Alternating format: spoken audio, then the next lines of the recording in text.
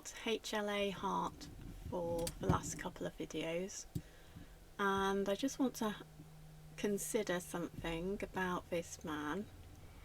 Obviously we've looked into him and his MI5 history, and he had a huge influence on our legal system in the UK.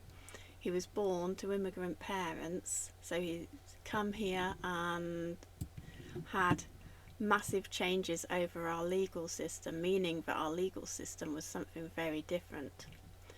And we do know that it was very different because in Somerset and Stewart, which is a 1772 case, which was about slavery, the judge in that case, which is common law, stated the state of slavery is such of a nature that it is incapable of being introduced on any reasons, moral or political, but only by positive law, which preserves its force long after the reasons, occasions and times itself from whence it was created is erased from memory.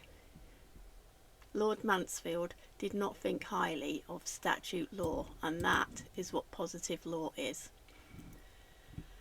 So 1772 we started seeing massive changes in our legal system whereby statute law became the norm. And if we think about the American Constitution, that was written law, which we didn't have in the UK, and we didn't have those sorts of written laws, although we did have the Magna Carta and the Bill of Rights, and we did have other documented laws and coded laws.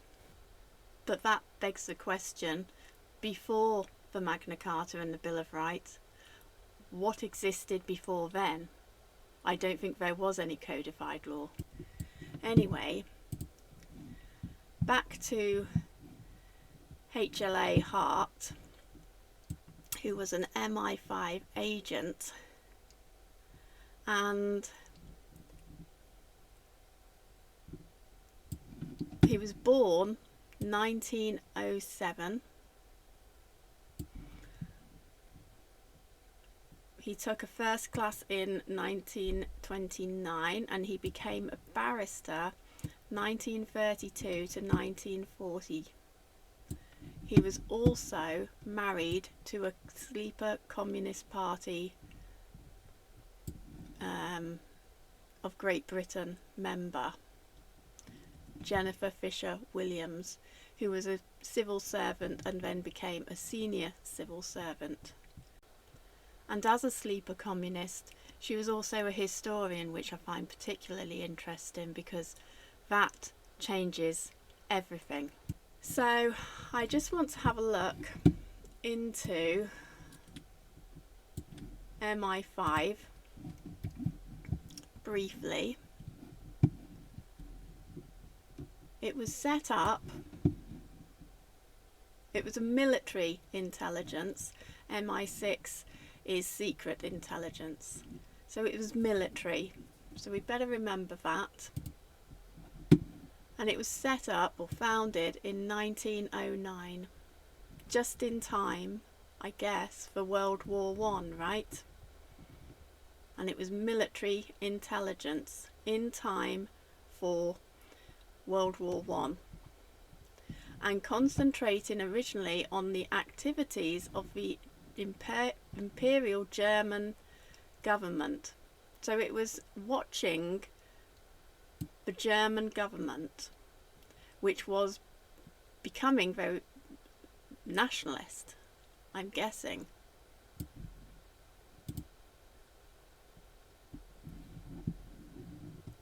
Let's have a look to see if that's the case.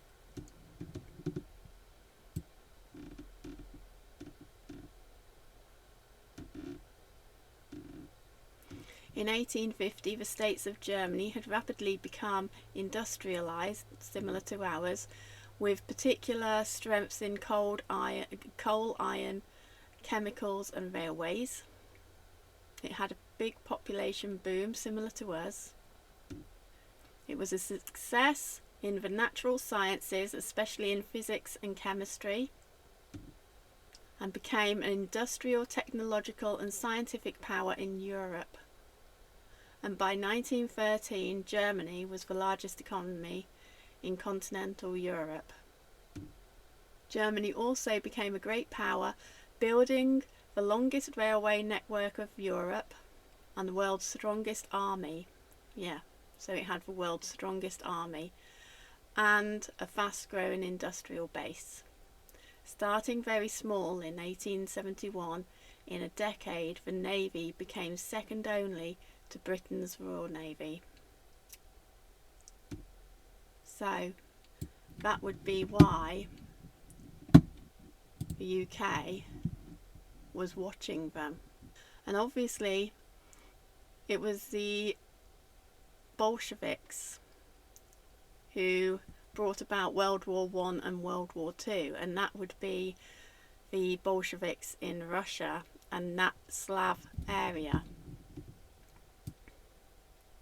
And of course we ended up in the UK allying with Russia or the Soviet Union or the Khazarian Empire maybe. I wanted to then talk about number 10, Inter-Allied Commando, and this was X. This was a British military commando unit called X, which is interesting, and it was mainly Jewish people, refugees from National Socialism in Wales. X troop. Number 3. So number 3 was the X troop, perhaps better known as X, was possibly the strangest unit in the British Army, since it consisted mostly of personnel who were technically enemy allies, German and Austrian Jews.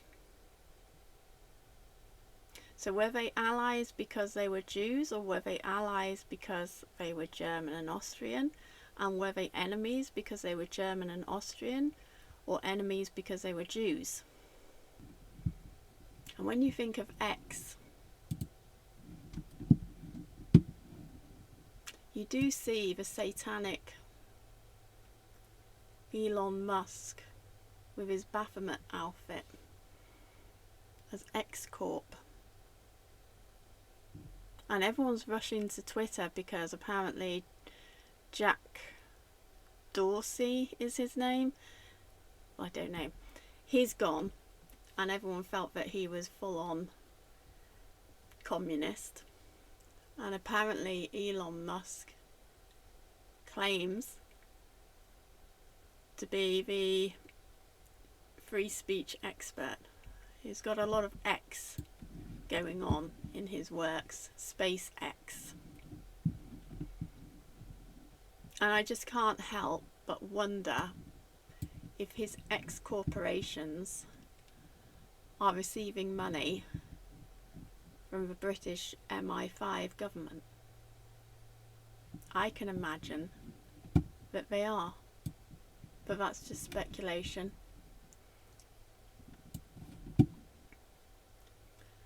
I wanted to also look into the period of time with regards to the voting going on in the UK, because obviously the military set up in 1909 and we'd only just seen suffrage for men and women at that time. We'll have a look at the voting timeline. 1832, I've gone over it in short videos, marking the beginning of a series of electoral reforms. The Reform Act 1832 was a pivotal moment in British political history. Then you've got the Reform Act 1867, Representation of the People Act,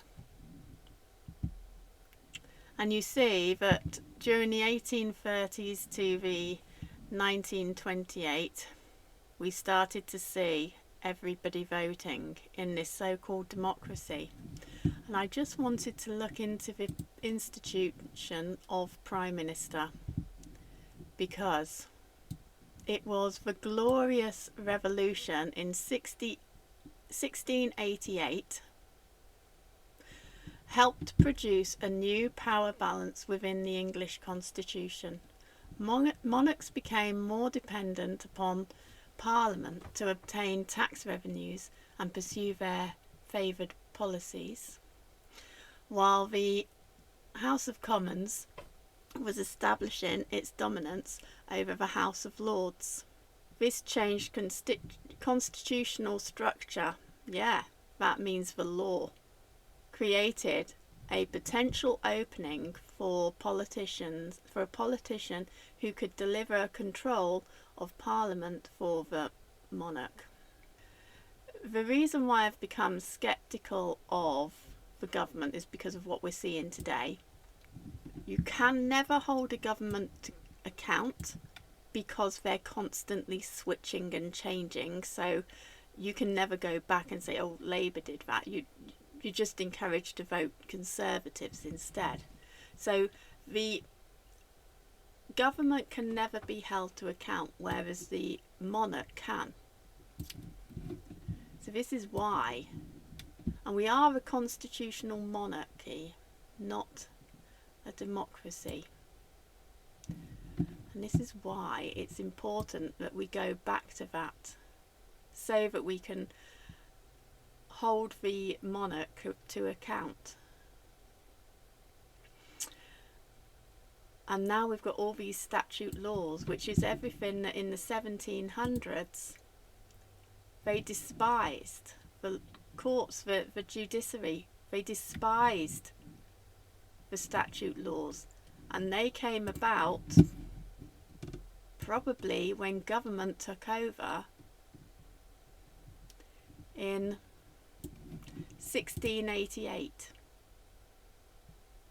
So they'd had 100 years of statute law that Lord Mansfield had got fed up with. Probably. Possibly. And just think about where the Prime Minister lives. At number 10 Downing Street. Remember number 10? Intel Service, Inter-Allied Commando. Number 10 Downing Street is where the government, Prime Minister, lives. And that was constructed and completed by 1684. Just in time for the glorious revolution, huh? And the reason why I think this is important is because I've mentioned this before, but my family, or half of my family, come from Celtic line. And they, in the 1800s, so long as they built a chimney within 24 hours on some land, common land, they could take ownership of that land, and then they could continue to build their house. And that side of my family became farmers. They had masses of land in Wales, and I'll take you there where they had land, because they built their families' houses too on the land that they owned, and then they ended up selling it, of course. And property developers round about the 60s started building, and probably the 80s. But that shows an incredible amount of freedom that we had in the 1800s, and we must have had even more freedom in the 1700s, and probably 10 times more than that in the 1600s. And this is why I'm going back to these Noahide laws, the 30 of them, because I'm wondering if we were running our country on these 30, or possibly there were more, but these 30 laws. No idolatry, No passing a child through fire in worship of Molech. No stick divination. No witchcraft or sorcery. No mediums, no necromancy.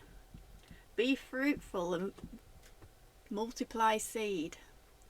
Don't draw up marriage contracts for homosexuals. Well, that was only in the last century that happened. And I feel that what's happening is these people and this military force have come in and changed our legal system around through the government. And I am starting to see things very differently, because I'm wondering, because you look at the WEF and I'm not seeing them as a friend, but I'm questioning, because they're all German, and it seemed like the UK government was going after Germany, and this is something that I'm going to look into. But in the meantime, be careful if you're using this, because I don't believe for 1 second that these people are on our side just because they say a few words which make people cheer for joy. Castration, grafting trees, striking a Jew, and I'm beginning to wonder, were we the Jews? And the other ones are the what was it that Jesus said? Synagogue of Satan. Anyway, I'll leave it at that for now, and you can let me know what you think. Please like, subscribe, and thank you for commenting if you do, and liking and the rest of it. Thank you. Bye.